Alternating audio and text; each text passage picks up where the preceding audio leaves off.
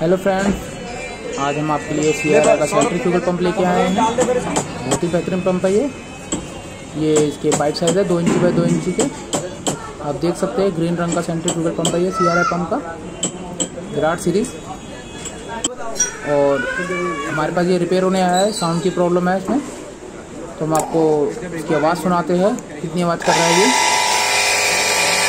आप देख सकते हैं।